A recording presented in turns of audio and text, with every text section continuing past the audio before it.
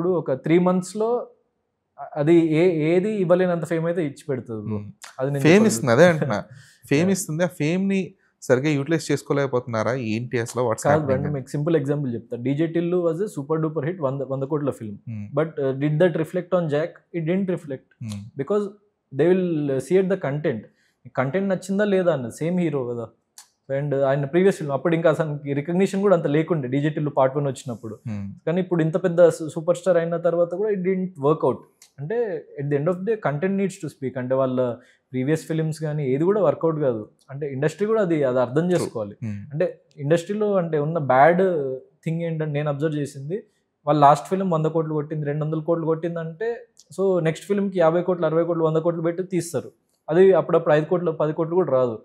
So అలా కాకుండా like we have to uplift new talent and okay set of people కాకుండా కొత్త వాళ్ళని ఇప్పుడు బిలో 10 crores ఫిల్మ్ చేయగలిగే ఒక సూపర్ హీరో ఎవరు ఉన్నారు మన ఇండస్ట్రీలో? ఎవరు లేరు.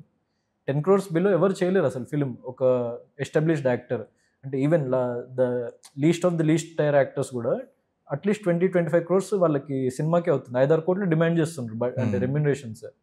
సో ఇప్పుడు 2.5 కోట్లలో మనము సినిమా తీయగలిగినామంటే that itself is a very big achievement. At the same time ఈ ట్రైలర్ చూస్తే అదొక 2.5 crores ఫిల్మ్ అంటే ఎవరు నమ్మరు బేసిక్గా.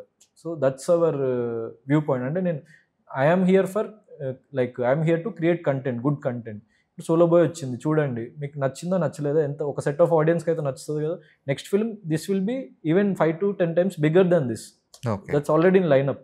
సో అట్లా 1 by 1 మనం చేసుకుంటూ వెళ్తే డెఫినెట్లీ ఇట్ విల్ వర్క్అవుట్ అని జస్ట్ హోప్ అంతే. ఇంకా మనం 100% గ్యారంటీ ఇవ్వలేము ఇండస్ట్రీలో.